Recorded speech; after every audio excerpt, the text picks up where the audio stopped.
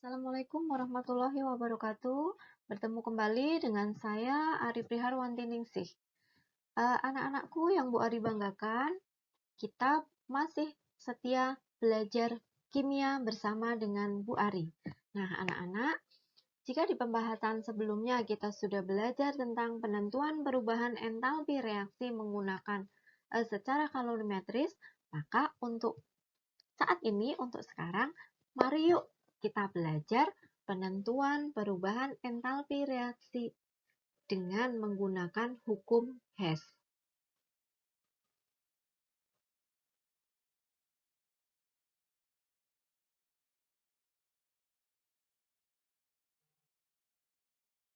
Pada pertemuan sebelumnya, bagaimana penentukan harga perubahan entalpi reaksi? Bagaimana cara menentukan perubahan entalpi menggunakan kalorimeter? Anak-anak masih ingat tentunya kan? Sudah dibahas pada video sebelumnya. Apakah semua reaksi dapat diukur perubahan entalpinya menggunakan kalorimeter? Pertanyaan yang bagus dari teman kalian. Pada kenyataannya, tidak semua reaksi dapat dihitung perubahan entalpinya menggunakan kalorimeter. Lantas, kalau tidak bisa dihitung menggunakan kalorimeter, bagaimana dong menghitung perubahan entalpi reaksinya? Nah, oleh karena itu, diperlukan cara lain untuk menentukan perubahan entalpi reaksinya. Salah satunya dengan menggunakan hukum Hess. Dengan demikian, maka topik pembelajaran kita hari ini adalah hukum Hess. Ayo, mari anak-anak kita belajar bersama tentang hukum Hess.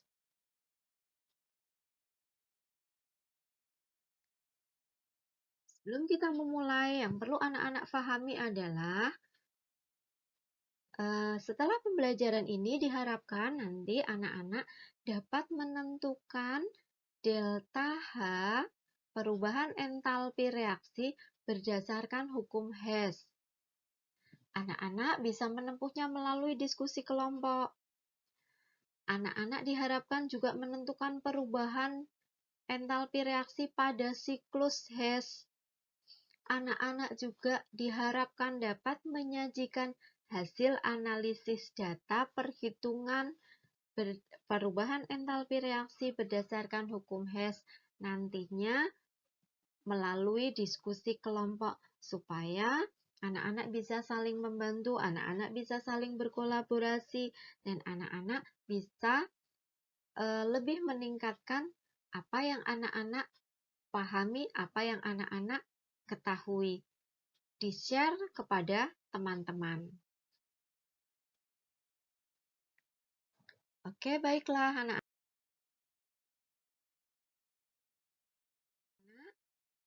Hukum Hess adalah suatu hukum yang berkaitan dengan termokimia. Hukum Hess dikemukakan oleh Germain Henry Hess pada tahun 1840 yang didasarkan pada fakta bahwa entalpi adalah fungsi keadaan. Artinya, perubahan panas atau kalor dari suatu reaksi hanya bergantung pada keadaan awal dan keadaan akhir dari suatu reaksi. Tidak ditentukan oleh cara yang ditempuh dari keadaan awal menuju keadaan akhir. Nah, jadi yang perlu anak-anak garis bawahi, yang perlu anak-anak ingat adalah suatu reaksi hanya bergantung pada keadaan awal dan keadaan akhir. Tidak ditentukan oleh cara yang ditempuh dari keadaan awal itu menuju ke keadaan akhir. Berikut bunyi hukum Hess. Kalor suatu reaksi secara keseluruhan selalu sama. Tidak dipengaruhi apakah reaksi itu secara langsung atau tidak langsung dan lewat tahap-tahap lainnya.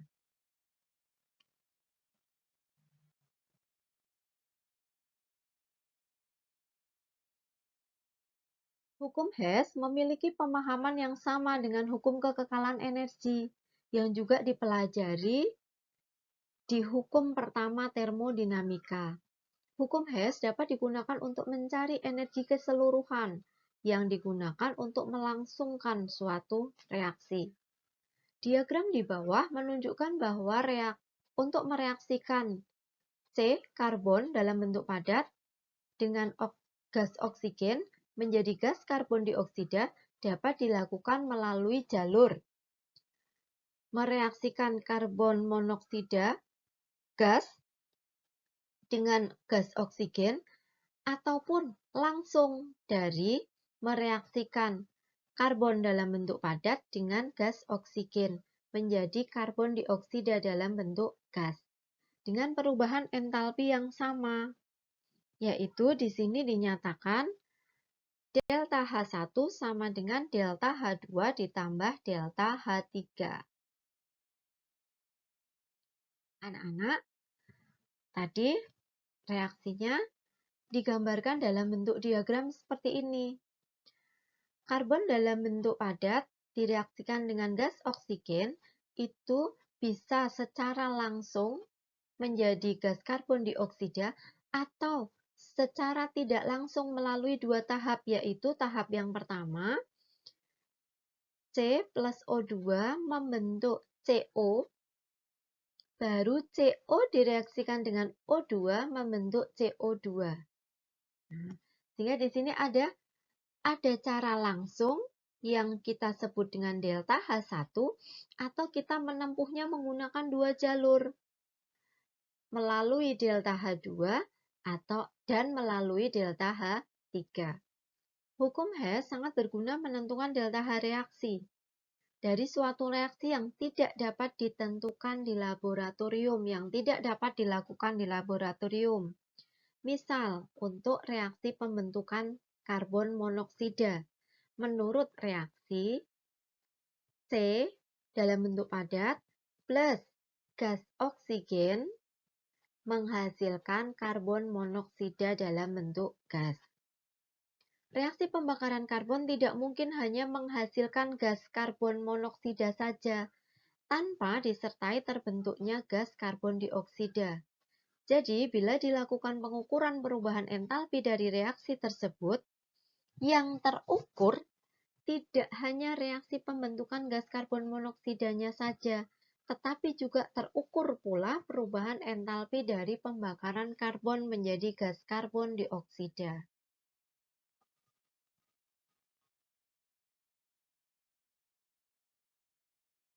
Perubahan entalpi reaksi tersebut dapat dihitung dengan memanfaatkan data perubahan entalpi hasil percobaan.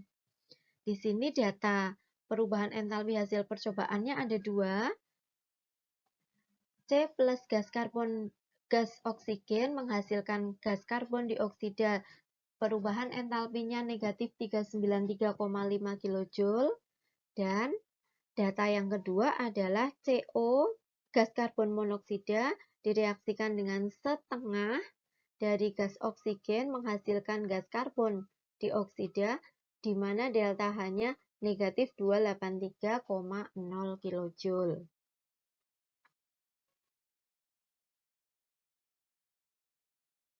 Diagram yang di depan itu dapat juga digambarkan dalam bentuk diagram seperti ini.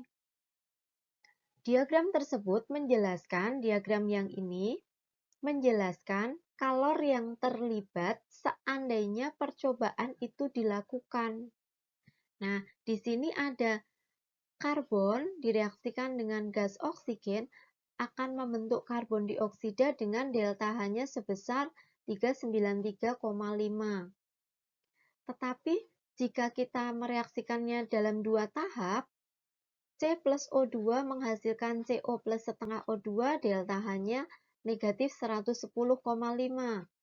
Kemudian CO plus setengah O2 menghasilkan CO2, itu delta H-nya min 283 kJ.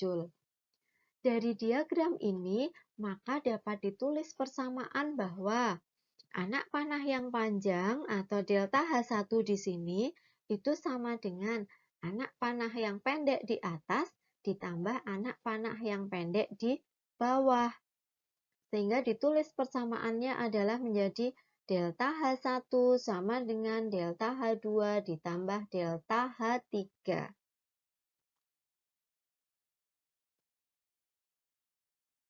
Lebih jelasnya, persamaan reaksi dapat dituliskan juga dengan persamaan reaksi itu seperti ini. Ini delta H1 yang atas, kemudian yang bawah delta H2, yang di bawah delta H3. Nah, berdasarkan persamaan reaksi tersebut dapat dijelaskan bahwa jika persamaan reaksinya itu dibalik, maka tanda delta H itu akan ikut dibalik. Sehingga jika tadinya tandanya positif, itu akan menjadi negatif atau sebaliknya. Jika persamaan reaksinya dikalikan sejumlah X, maka delta H pun akan dikalikan sejumlah X. Jika persamaan reaksinya dijumlahkan, maka delta H ini juga akan dijumlahkan.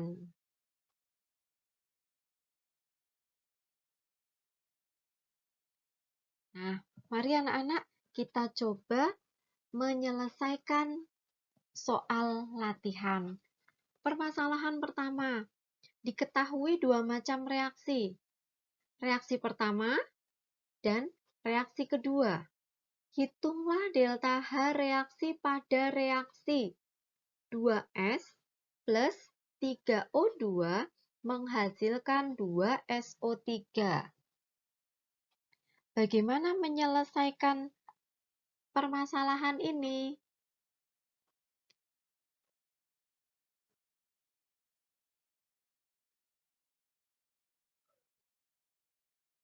Langkah pertama adalah menyesuaikan reaksi yang pertama dengan reaksi yang ditanyakan. Reaksi yang ditanyakan tadi 2S. Nah, di depannya ada angka 2. Sedangkan reaksi pertama tadi tidak ada angka 2-nya. Sehingga di sini ditambahkan koefisien 2. Akibat ada koefisien 2, maka seperti tadi, delta H-nya juga dikalikan 2. Dari yang semula 300, maka di sini akan menjadi 600. Kemudian, langkah kedua, menyesuaikan reaksi kedua dengan reaksi yang ditanyakan. Reaksi yang kedua ternyata sudah sesuai, sehingga tidak perlu ditambahkan koefisien atau tidak perlu dibalik reaksinya, ditulis tetap sama seperti yang diketahui di soal. Nah,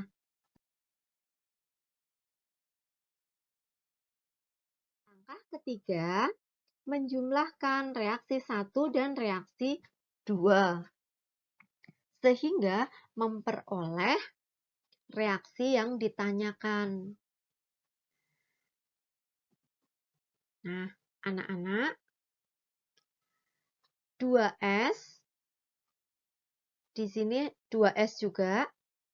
Di sini ada 2O2 di sebelah kiri anak panah. Di reaksi kedua juga ada O2 di sebelah kiri anak panah.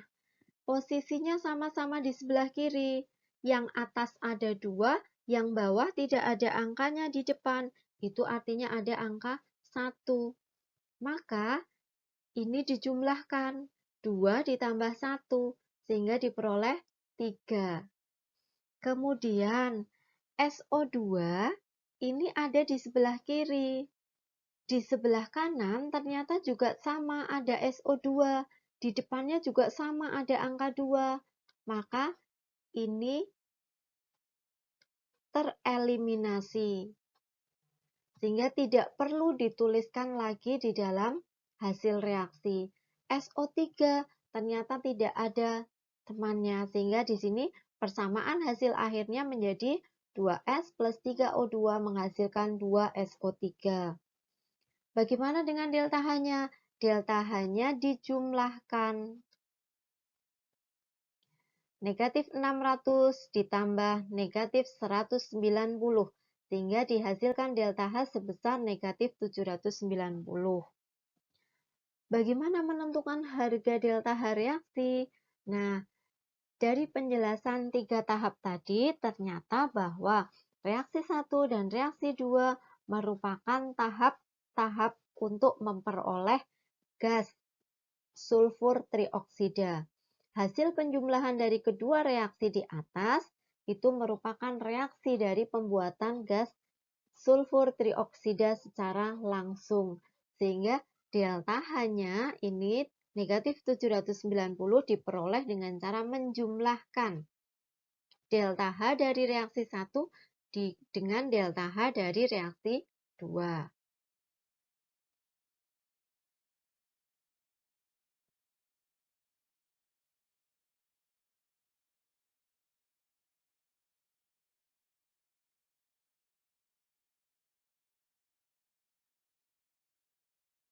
Setelah tadi mencoba, nah yuk kita mari mencoba. Di sini ada satu soal latihan. Soal latihannya diketahui dua reaksi. C plus 12O2 menghasilkan CO, delta H-nya negatif 111. Reaksi kedua, CO plus 2H2 menghasilkan CH3OH. Delta H-nya negatif 128 kJ. Hitunglah perubahan entalpi reaksi untuk reaksi C plus 12O2 plus 2H2 menghasilkan CH3OH. Lakukan langkah-langkah yang seperti tadi. Kita sesuaikan reaksi 1 dan reaksi 2 dengan apa yang diminta oleh soal, apa yang ditanyakan. Reaksi 1, mari kita lihat. Di reaksi 1 di sini ada C. Di sebelah kiri anak panah. Ternyata yang diminta C juga di sebelah kiri anak panah. Sehingga ini sudah sesuai dengan apa yang ada yang diminta oleh soal. Maka tidak perlu kita merubah. Kemudian koefisiennya juga sudah sama-sama 1, sehingga kita tidak perlu menambahkan koefisien. Maka reaksi 1 ini kita tulis seperti yang diketahui di soal. Nah, kemudian reaksi yang kedua. Reaksi yang kedua, CO plus 2H2. 2H2 ada di sebelah kiri anak panah. Yang diminta soal 2H2 juga ada di sebelah kiri anak panah. Angkanya koefisien reaksinya juga 2. Maka persamaan reaksi kedua juga tidak perlu disesuaikan lagi karena sudah sesuai dengan soal yang diminta. Sehingga tinggal kita tulis seperti apa adanya pada soal yang diketahui seperti ini. Nah, jika sudah anak-anak, mari kita cermati. C. Di sini ditulis lagi sebagai hasil reaksi, karena tidak ada C yang lain lagi, jumlahnya 1. Kemudian 12O2, 12O2 juga sudah tidak ada lagi yang lain. Kemudian kita beralih ke CO. Oh, di sebelah kanan, untuk reaksi pertama ada CO. Pada reaksi kedua, ada juga CO, tetapi posisinya di sebelah kiri. Maka ini saling mengeliminasi. Ini akan tereliminasi. Sehingga tidak perlu dituliskan sebagai produk lagi. Kemudian 2H2 gas. Oh, ternyata 2H2 gas tidak ada lagi di reaksi pertama. Sehingga kita tulis sebagai produk. CH3OH juga kita tulis sebagai produk. Bagaimana dengan delta H-nya? Delta H-nya kita jumlahkan. Karena reaksinya tadi juga kita jumlahkan. Seperti itu anak-anak. Ini untuk soal latihan pertama hukum Hess. Kita ke permasalahan kedua. Kalau kita disajikan permasalahan dalam bentuk diagram seperti ini, maka langkah apa yang harus kita lakukan? Langkah yang harus dilakukan adalah tuliskan persamaan termokimia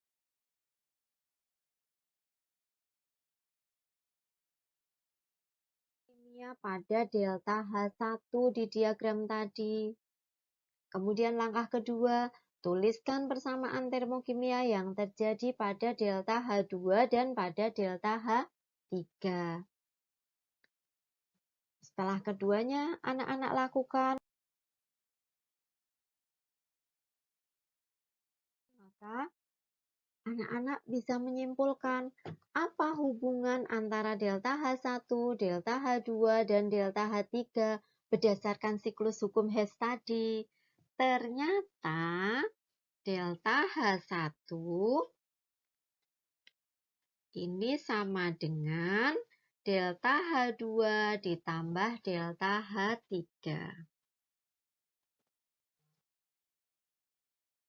Yuk, sekarang kita aplikasikan siklus hukum Hess-nya ke soal latihan. Anak-anak cermati, di sini ada dari siklus tersebut tentukan perubahan entalpi untuk reaksi CaO plus H2O menghasilkan CaOH3. Yang mana ya? Oh, yang ini. Berarti nanti yang harus dihitung adalah delta H3. Nah, anak-anak cermati, dari siklus tadi, di depan contoh di permasalahan 2, itu delta H1 yang panjang secara langsung bisa kita tempuh dengan 2 langkah. Tahap pertama, delta H2, dilanjutkan tahap kedua, delta H3. Maka persamaannya berdasarkan siklus Hess tersebut ditulis menjadi delta H1 sama dengan delta H2 ditambah delta H3. Sehingga delta H3 sama dengan delta H1 dikurangi delta H2. Delta H1 negatif 968, delta H2 negatif 920, sehingga diperoleh delta H3 negatif 48 kilojoule. Anak-anakku, dari 2 permasalahan dan 2 soal latihan tadi, Bu Ari berharap bisa sedikit memberikan pencerahan anak-anak untuk belajar menentukan perubahan entalpi reaksi dengan menggunakan hukum Hess. Nah, terima kasih anak-anak sudah melihat video Bu Ari. Kita akan ketemu lagi pada video-video berikutnya. Nah, yang paling penting anak-anak jangan lupa untuk selalu semangat belajar di rumah tentang materi kimia. Kimia itu mudah, kimia itu tidak sulit. Nah, oleh karena itu, karena pembahasan kita sudah selesai tentang hukum Hess, Bu Ari cukupkan sampai di sini pertemuan kita saat ini. Terima kasih anak-anak sudah menyaksikan. Jangan lupa belajar, tetap semangat belajar dari rumah. Salam sehat selalu. Wassalamualaikum warahmatullahi wabarakatuh.